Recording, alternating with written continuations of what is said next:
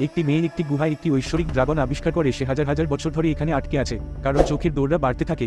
শেলং তার চোখ খুলতে পারেনি এবং গভীর ঘুমে পড়তে বাধ্য হয়েছিল। মেয়েটির সহায়তায় শেলং শেষ পর্যন্ত জ্ঞান ফিরে পান।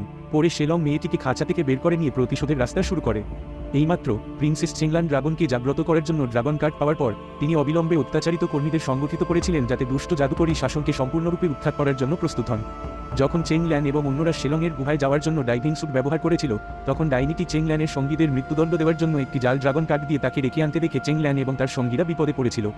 যখন তারা গুহায় পৌঁছেছিল, তখন তারা আবিষ্কার করেছিল যে গুহায় থাকা ড্রাগনটি জাল ছিল, যা তিনি পাপীদের মৃত্যুদণ্ড কার্যকর করতে ব্যবহার করেছিলেন একটি জেনারেটর ব্যবহার করে তৈরি করা একটি বিভ্রম। প্রত্যেকে তাদের সঙ্গীদের উদ্ধার করতে ছুটে গেল, কিন্তু প্রতিপক্ষের সংখ্যা বেশি ছিল এবং শীঘ্রই তারা অসহায়ভাবে দেখতে পারে, কারণ ডাইনির লোকেরা আবার জেনারেটর চালু করেছিল।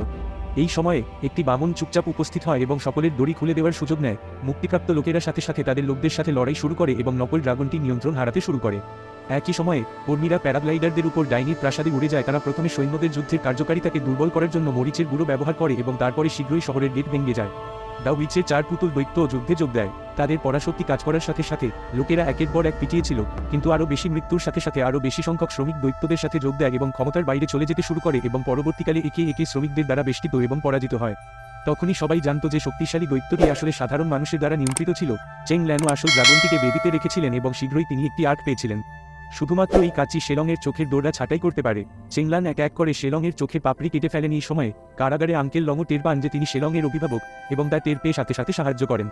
ড্রাগন তার সংযম থেকে মুক্ত হয়ে গেল এবং জাদুকরী পরিস্থিতি ভালো না দেখে অবিলম্বে তার অনুগত অনুগামীদের পরিত্যাগ করে সমস্ত ধনসম্পদ নিয়ে পালিয়ে গেল। এই মুহূর্তে চেংল্যান ড্রাগনটি চালানোর সময় দ্রুত তার সাথে জড়িয়ে পড়ে। শীঘ্রই ডাইনিটি ছিটকে পড়ে এবং মহাকাশযান থেকে সমস্ত কষ্টার্জিত অর্থ স্থানীয় লোকেদের কাছে ফেরত দেওয়া হয়েছিল। কিন্তু যখন চেংল্যান ডাইনের সাথে যুদ্ধ করছিল, তখন সেই ড্রাগন কার্ডটি প্রতিপক্ষের দ্বারা কেড়ে নেওয়া হয়েছিল। এই সময়ে চেংল্যানকে একটি জাদুকরী বলে মনে হয়েছিল। চেংল্যানের পরীটি আসল চেংল্যানকে দেখে এটিকে চিনতে পেরেছিল এবং তার মুখের মানুষের ত্বকের মুখোশটি ছিঁড়ে ফেলেছিল। আসল ড্রাগন কার্ডটি তখনই ছিল যখন সে ড্রাগনটিকে ছিনিয়ে নিয়েছিল একই সময়ে। এই সময়ে চেংল্যান শেলংয়ের চোখের দৌড়ার সাহায্যে পরীটিকে ধরেছিলেন, যখন জাদুকরী ড্রাগন কার্ডটি ধরেছিল। ড্রাগন রাজা, আমি আমাকে বাঁচাতে আদেশ করছি। যাই হোক, ড্রাগন কার্ড শুধুমাত্র মানুষকে তাদের চোখের দৌড়া ছাঁটাই করার অধিকার দেয়, কিন্তু ড্রাগনকে আদেশ করতে পারে না। শেষ পর্যন্ত ডাইনিটি মৃত্যুর মুখে পড়ে সাদা জাদুকর জমিটি ফিরিয়ে নিয়েছিল।